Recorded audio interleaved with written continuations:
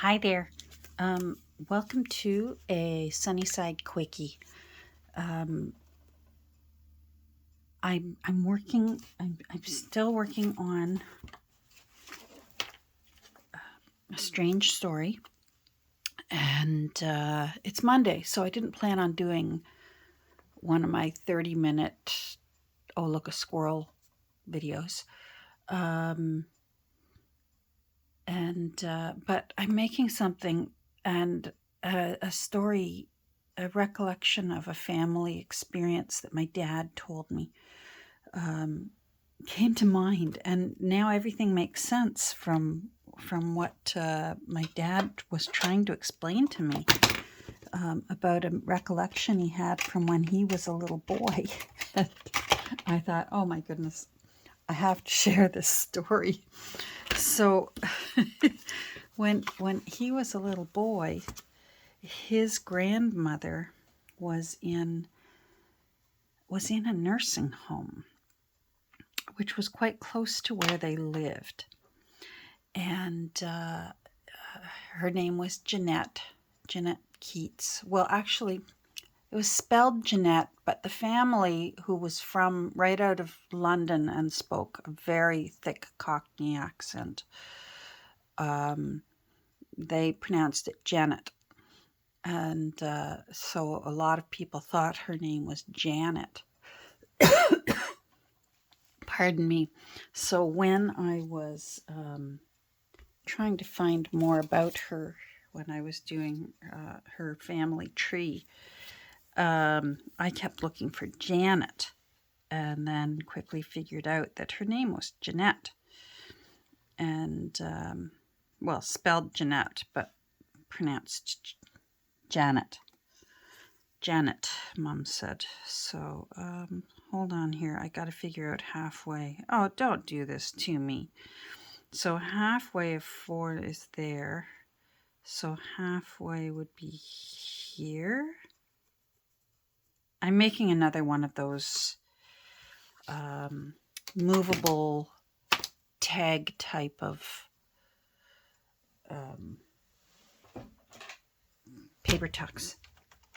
Anyhow, so he remembers as a young lad, obviously old enough, his grandmother, Janet, I wish I could hear their voice pronouncing it. Maybe one day.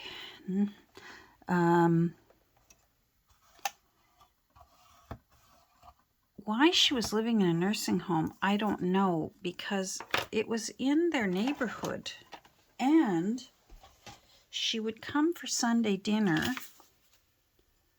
and it was his job to go over and get her at the nursing home and walk her to the house.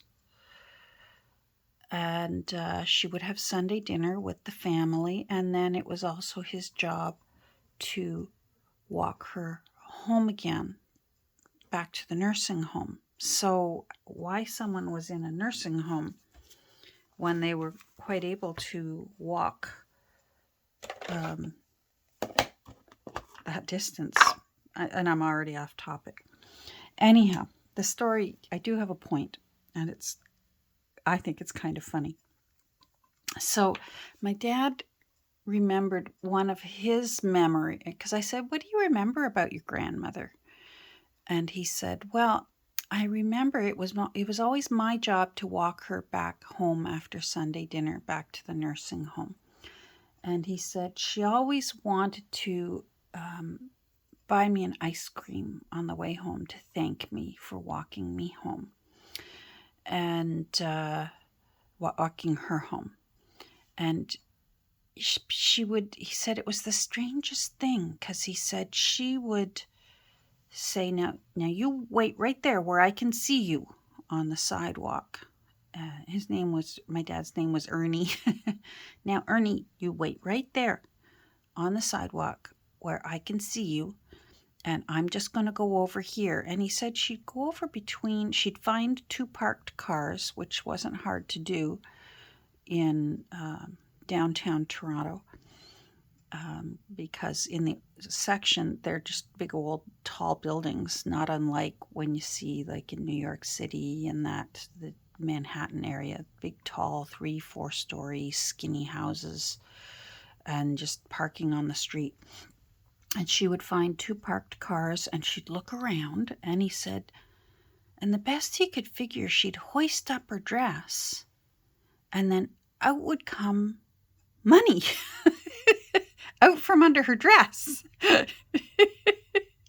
And she'd go back, she'd get herself settled again and get her dress back down and toddle over to my dad, and she'd put these coins in his hand and she'd say, now, when you're on your way home, I want you to stop in and get yourself an ice cream, which he loved because that was a real treat.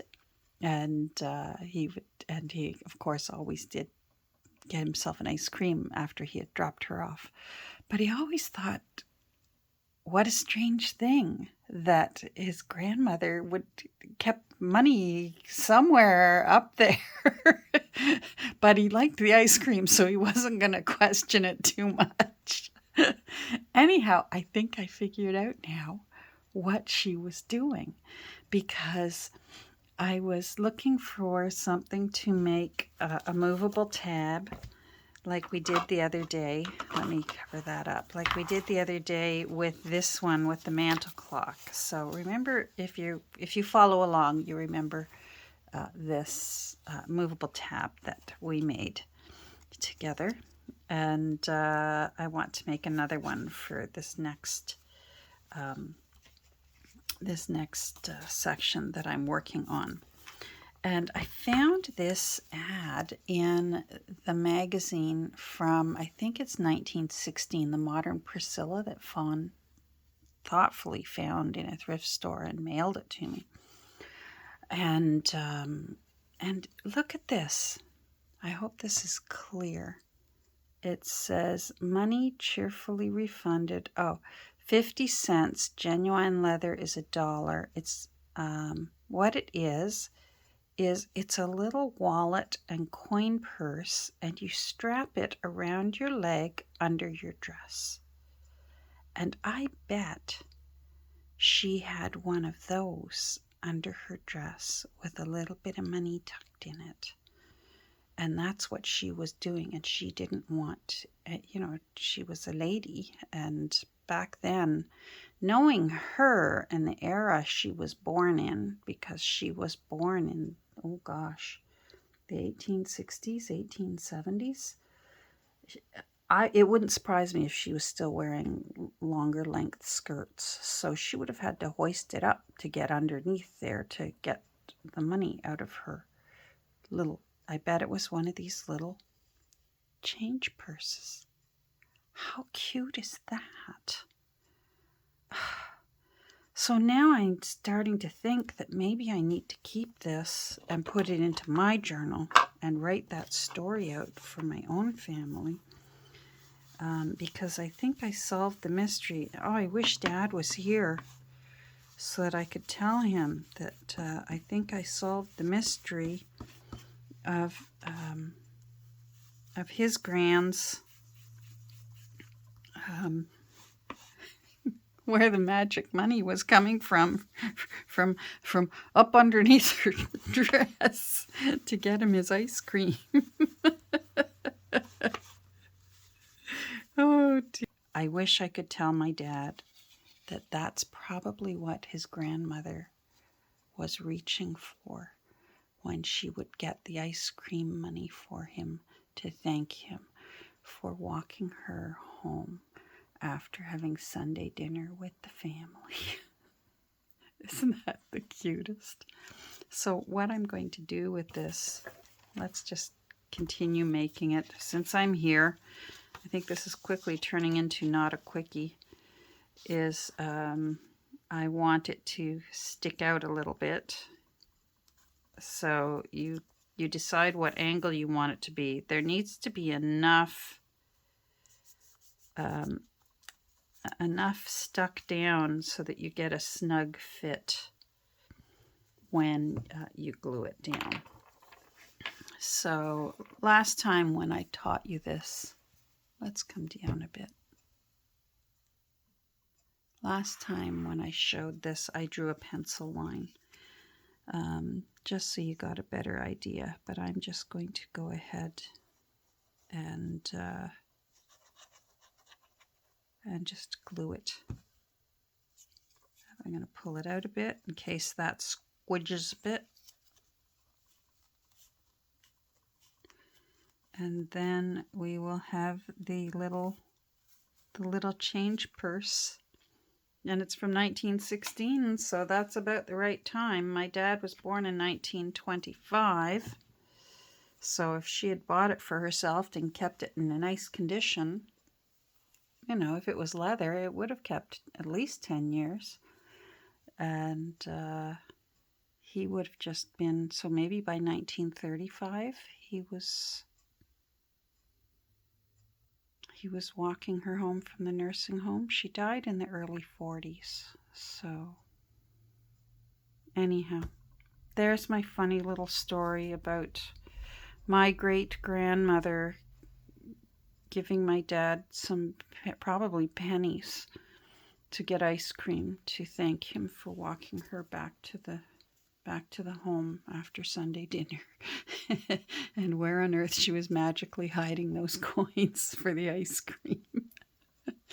I hope you have a great rest of your day. And I probably will try and do a bit of a longer video, maybe either later today or tomorrow. We'll see.